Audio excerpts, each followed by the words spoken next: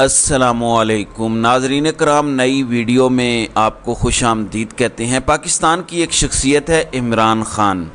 अगर कहा जाए कि लोगों की वो ज़िद हैं, लोग उनसे बेपनाह मोहब्बत करते हैं, तो इसमें कोई शक नहीं है। लेकिन मुल्क के अंदर जो असल रियासत है, इस मुल्क के अंदर जिनके पास असल हुक्मरानी और ताकत और इख्तियारात हैं, शायद इमरान ख़ान उनके लिए सबसे नापसंदीदा तरीन शख्सियत हैं। वो इमरान ख़ान को अपना सबसे बदतरीन मुखालिफ समझते हैं। तो ये बात भी अपनी जगह पे एक हकीकत है। नाज़रीन करम, अगर मैं आपको ये बताऊं कि जब सदर और वज़ीर आज़म कहीं पे जाते हैं तो सिक्योरिटी का एक प्रोटोकॉल होता है, और प्रोटोकॉल ये होता है कि वहाँ पे पूरे का पूरा जो कंट्रोल होता है, या वो सदर की सिक्योरिटी के पास होता है या वज़ीर आज़म की सिक्योरिटी के पास होता है। आप ज़रा मंजर कशी करें कि अटक जेल की पूरी सिक्योरिटी सदर की टीम के पास हो।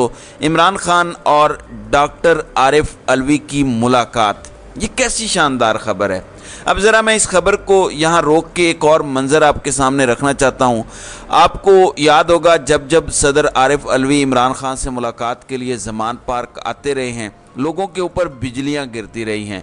ये तो सदर का ओहदा है, ये इमरान ख़ान के कारकुन की तरह, इमरान ख़ान के ज़ाती मुलाजिम की तरह क्या करते हैं, ये उन लोगों की तकलीफ़ है। उनसे जब पूछा जाए कि शहबाज शरीफ किस हैसियत में जाके नवाज शरीफ से मिलते रहे हैं, वज़ीर आज़म का ओहदा तो शहबाज शरीफ के पास था, तो इस सवाल का कोई जवाब नहीं आएगा और कहेंगे कि पार्टी कायद से मुलाकात तो करनी चाहिए, लेकिन सदर का ओहदा देखे ना, गैर सियासी और गैर जानिबदार होता है। अगर नाज़रीन कराम आपको याद हो, जब आर्मी चीफ की अपॉइंटमेंट होनी थी तो सदर आरिफ अलवी आए थे नवंबर के महीने में इमरान ख़ान के साथ, इमरान ख़ान के पास। उस वक़्त भी बहुत तकलीफ़ हुई थी कि आखिर आर्मी चीफ की अपॉइंटमेंट के ऊपर वो इमरान ख़ान से मुशावरत करने क्यों आए हैं। फिर सदर आरिफ अलवी ने कल जो कुछ किया, उन्होंने उस बिल को लेके अब ये उन्होंने एक ऐसी शॉट मारी है जो आने वाले दिनों में इनका पीछा नहीं छोड़ेगी। अभी तो साइफर से जान नहीं छूटी, तो ये सदर के दस्तखतों वाला नया फंदा इनके गले पड़ गया है। नाज़रीन इकराम, अब आते हैं इस बात पर कि अटक जेल में क्या होने वाला है। अगर अटक जेल में सदर पाकिस्तान जाएं तो इसका मतलब ये होगा कि सिक्योरिटी किसके पास होगी, सदर की टीम के पास। इस वक्त इमरान ख़ान को आपने तोशाखाना केस में सज़ा दी हुई है, जबकि साइफर वाले मामले में आप कोशिश कर रहे हैं कि उनको सज़ा दे दें। तो रियासत का नापसंदीदा तरीन शख्स इस वक्त इमरान ख़ान है, जबकि रियासत का हकीकी आइनी सरबराह डॉक्टर आरिफ अलवी है। तो रियासत का सरबराह और इस रियासत का नापसंदीदा तरीन शख्स आमने सामने बैठे होंगे, तो मुझे ये बताइए ये तकलीफ़ और शोले कहाँ तक पहुँचेंगे। अब ख़बर क्या है? ख़बर यह है कि बड़ा खड़ाक मैच अभी ख़त्म नहीं हुआ। इमरान ख़ान यही कहते आए हैं कि वो आखिरी बॉल तक, आखिरी गेंद तक मैच ले जाने पर यकीन रखते हैं। बुनियादी तौर पर इमरान ख़ान इनके आसाब का इम्तिहान ले रहे हैं। देखें, इस वक्त सदर आरिफ अलवी को न सिस्टम में से आप निकाल सकते हैं, ना आप उनको माइनस कर सकते हैं, ना आप उनका मुआवजा कर सकते हैं, ना आप उनको निकाल के उनकी जगह कोई नया सदर मुंतखब कर सकते हैं, ना सदर के ख़िलाफ़ हत्ता कि कोई मुकदमा दर्ज हो सकता है, क्योंकि आइन सदर को इस्तिस्ना देता है, ना सदर के किसी फ़ैसले को किसी अदालत के अंदर किसी जगह पर चैलेंज किया जा सकता है। तो ये इस वक्त परेशानियाँ हैं। अब इस वक्त ख़बर सबसे बड़ी क्या है? ख़बर यह है कि सदर डॉक्टर आरिफ अलवी और इमरान ख़ान की मुलाकात होने जा रही है। और ये ख़बर कहाँ से आई है? ये ख़बर इस्लामाबाद से आई है, जहाँ पे ख़बर यह है कि मौजूदा सियासी सूरत हाल के अंदर सदर आरिफ अलवी ने रवां हफ्ते इमरान ख़ान से अटक जेल में मुलाकात का फ़ैसला किया है। इस मुलाकात का रवां हफ्ते इम्कान है कि इन दोनों के दरमियान अटक जेल में मुलाकात होने जा रही है। ये नाज़रीन इकराम एक बहुत बड़ी डेवलपमेंट है, एक बहुत बड़ी ख़बर है। अगर सदर वहाँ पे जाएंगे तो क्या आप इंटरनेशनल मीडिया को रोक सकेंगे? क्या ये टॉक ऑफ द टाउन नहीं होगा? क्या आप सदर को पाबंद करेंगे? क्या आप सदर को क्लियरेंस नहीं देंगे? क्या सदर को भी आप ऐवान सदर के अंदर ताले लगा के बंद कर देंगे? ये है अब असल मैच। ऐसे में जब सदर ने कल इतना बड़ा कदम उठाया और उन्होंने बताया कि देखें, मेरा अमला मेरी कमांड नहीं मान रहा और मैं उनको जो हुक्म दे रहा हूँ उस हुक्म की तामील नहीं हो रही, सेम उसी तरह से अगर सदर आरिफ अलवी ने कहा कि मैं मुलाकात करने जा रहा हूं, मुझे रोका जा रहा है, या मैं मुलाकात करना चाहता हूं, मुझे मुलाकात नहीं करने दी गई, तो इसका इम्पेक्ट क्या होगा और इसके मामलात कितने दूर रस होंगे। ये मेरे ख्याल से अब कोई सदर को रोकने वाली या इस किस्म की चीज़ें ये कर नहीं पाएंगे। नाज़रीन इकराम, مختلف جرنلسٹ ہیں جن میں عقیل احمد ہیں، ذوالقرنین ہیں، یہ اسلام آباد سے اس خبر کو جو ہے وہ رپورٹ کر رہے ہیں، اور ان کے مطابق صدر نے اس بارے میں غور و فکر اور سوچ بچار شروع کر دیا ہے اور رواں ہفتے ان کے درمیان ملاقات کا امکان ہے۔ اب میں ناظرین اکرام آپ کو ایک اور ڈیولپمنٹ بتانا چاہتا ہوں۔ کل ایک امپورٹنٹ دن ہے، کل 22 تاریخ ہے۔ اللہ تعالیٰ صحت دے جسٹس عامر فاروق کو۔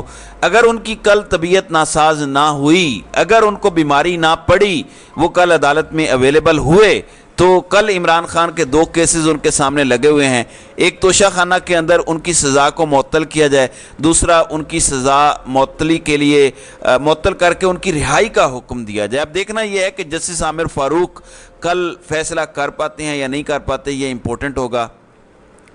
ناظرین اکرام، آپ جانتے ہیں کہ جسٹس عامر فاروق کا عمران خان کے حوالے سے جس طرح کا رویہ رہا ہے، کہنے کو یہ جج ہیں اور حلف دے کر آئے ہیں کہ انصاف پر مبنی فیصلے دیں گے، مگر اس شخص سے کسی خیر کی توقع رکھنا بعید از امکان ہے۔ لیکن اس سے پہلے میں آپ کو یہ خبر بھی بتا دوں، وہ سپریم کورٹ سے ہے۔ سپریم کورٹ میں بھی تحریک انصاف کی دیگر مقدمات میں جو گرفتاری روکنے کی درخواست تھی عمران خان سے متعلق، اس پہ سپریم کورٹ نے اعتراض لگا دیا اور اعتراض لگا کے عمران خان کی درخواست واپس کر دی ہے۔ یہ سلمان صفدر نے ایک آئینی درخواست دائر کی تھی جس کو 184 سب کلاس 3 کے تحت دائر کیا گیا تھا۔ رجسٹرار سپریم کورٹ نے اعتراض لگایا کہ ان اجزاء کو پورا نہیں کیا اور انہوں نے ذاتی مفاد کے لیے 184 سب کلاس 3 کی درخواست دائر کی۔ یہ بتانا پڑے گا کہ کس طرح یہ عوامی مفاد کا معاملہ ہے۔ پھر انہوں نے اعتراض لگایا کہ آپ نے براہ راست سپریم کورٹ سے رجوع کیا اور متعلقہ فورم سے آپ نے رجوع نہیں کیا۔ ان کے پاس ٹرائل کورٹ کا فیصلہ چیلنج کرنے کا متعلقہ فورم موجود تھا۔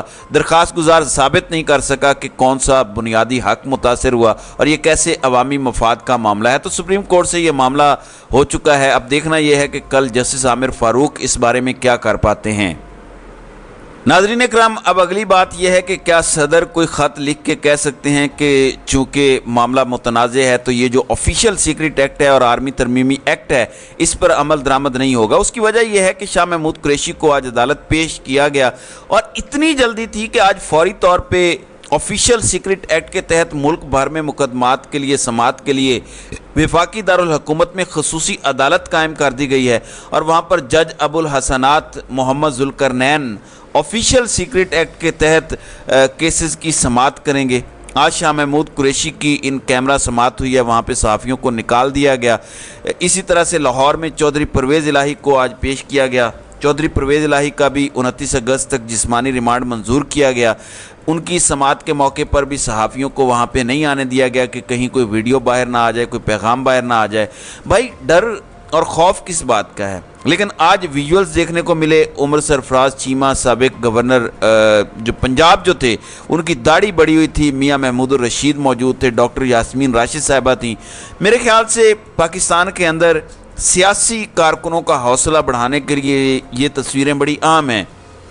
دیکھیں، وہ چاہتے تو پرویز خٹک کی طرح، فواد چودھری کی طرح، کسی اور کی طرح پریس کانفرنس کر کے جان چھڑوا لیتے، لیکن انہوں نے فیصلہ کیا اپنی لیڈرشپ کے ساتھ کھڑے ہونے کا، اور جب آپ ایسا کرتے ہیں تو اس کے لیے قربانی دینی پڑتی ہے، اس میں تکلیفیں برداشت کرنی پڑتی ہیں۔ حالانکہ عمر سرفراز چیمہ کو تحریک انصاف نے بہت اگنور کیا اپنے دور حکومت میں، جب حکومت جا رہی تھی تب انہیں لگایا گیا۔ حالانکہ عمر سرفراز چیمہ پاکستان تحریک انصاف کے بنیادی کارکنان میں شمار ہوتے ہیں، لیکن انہوں نے بتایا کہ اپنی قیادت کے ساتھ، اپنے نظریے کے ساتھ کس طرح کھڑا ہونا ہے۔ اب آفیشیل سیکرٹ ایکٹ کے تحت قائم ملک کی پہلی اسپیشل عدالت نے سائفر کیس میں شاہ محمود قریشی کا 4 روزہ جسمانی ریمانڈ منظور کر لیا ہے، اور یہ پہلی آفیشیل سیکرٹ ایکٹ کے تحت اسپیشل عدالت قائم کی گئی ہے جس میں سائفر کیس میں گرفتار شاہ محمود قریشی کو پیش کیا گیا، اور قانون کے مطابق آفیشیل سیکرٹ ایکٹ کے تحت درج مقدمات کی سماعت ان کیمرہ ہوئی، اور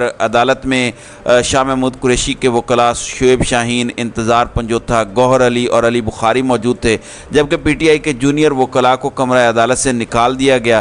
ایف آئی اے کی جانب سے سائفر کیس میں 13 روزہ جسمانی ریمانڈ کی استدعا کی گئی تھی، تاہم عدالت نے شاہ محمود قریشی کو 4 روزہ جسمانی ریمانڈ پر ایف آئی اے کے حوالے کرتے ہوئے انہیں 25 اگست کو دوبارہ پیش ہونے کا حکم دیا ہے۔ ناظرین اکرام، دوسری جانب عام انتخابات سے متعلق حلقہ بندیوں کے معاملے پر الیکشن کمیشن آف پاکستان نے آج سے نئی حلقہ بندیوں کا آغاز کر دیا ہے اور یہ عمل 14 دسمبر تک جاری رہے گا، جبکہ آج لاہور ہائی کورٹ کے اندر الیکشن کمیشن کی نئی حلقہ بندیوں کا نوٹیفیکیشن چیلنج بھی کیا گیا ہے۔ اب دیکھنا یہ ہے کہ لاہور ہائی کورٹ اس کا کیا کرتی ہے، اس کو برقرار رکھتی ہے یا پھر اس کو ختم کرتی ہے۔ دوسری جانب آج عالیہ حمزہ، خدیجہ شاہ، ڈاکٹر یاسمین راشد، صنم جاوید اور طیبہ راجہ کا جو معاملہ تھا ان کی سماعت 24 اگست تک ملتوی کر دی گئی ہے۔ عدالت نے کہا ہے کہ اگر جمعرات تک پروسیکیوشن پیش نہ ہوئی تو وہ فیصلہ کر دیں گے۔ یعنی آپ اندازہ کریں کہ اتنی پھرتیاں تھیں گرفتار کرنے کی، لیکن گرفتار کرنے کے بعد اس پر فیصلہ کیا کیا ہے یا اس کو کس طرح سے منطقی انجام تک پہنچانا ہے، اس حوالے سے ابھی تک کچھ نہیں کر پا رہے، جس پر پھر لوگ تو کہیں گے کہ ہمیں سیاسی انتقام کا نشانہ بنایا جا رہا ہے۔ اگر یہ اتنے ہی سینسٹیو اور امپورٹنٹ معاملات تھے تو اتنی ہی کوشش سے آپ ان کو آگے بڑھاتے، جو کہ نہیں کی گئی، کیونکہ 9 مئی کا ایک پری پلانڈ اور ایک فاسٹ فلیگ آپریشن تھا جس کو آگے بڑھایا گیا۔ تو ناظرین اکرام، آپ کی اس ویڈیو کے حوالے سے کیا رائے ہے؟ آپ اپنی رائے کا اظہار کامنٹ سیکشن میں ضرور کیجیے گا۔